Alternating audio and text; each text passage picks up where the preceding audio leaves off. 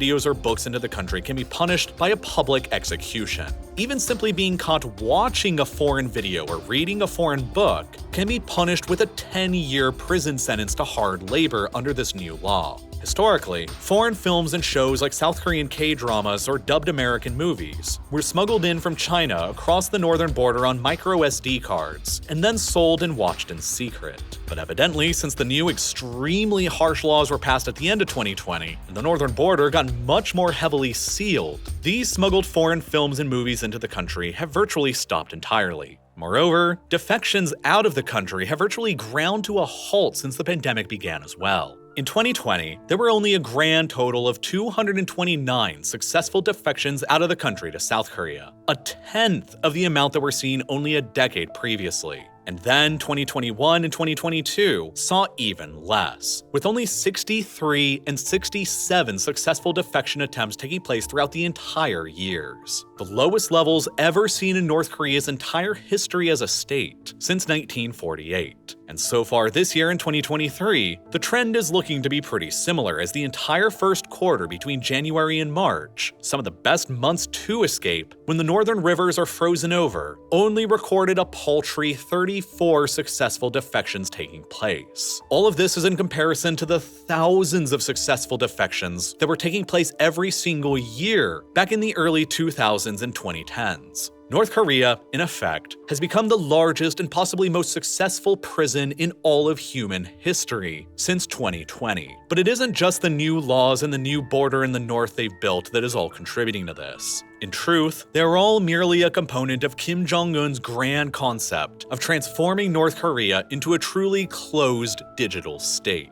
wherein the digital realm, as well as the physical realm within North Korea, are each completely isolated and separated from the rest of the world.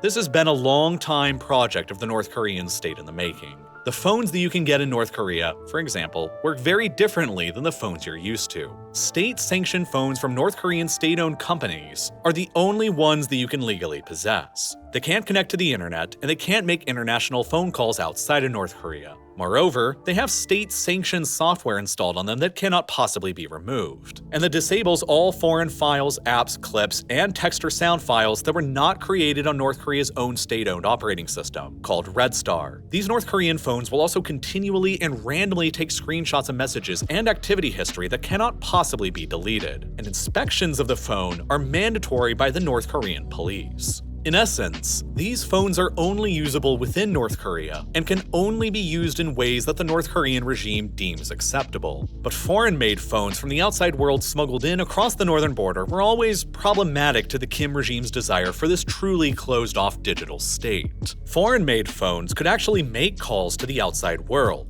and they could contain outside foreign-made files like videos, text, and sound. They were big business for a few entrepreneurial smugglers, because using a foreign-made phone might be the only way that a family within North Korea could contact a relative of theirs who had attempted an escape previously. It might be the only way to have ever known if your relative was still alive or dead.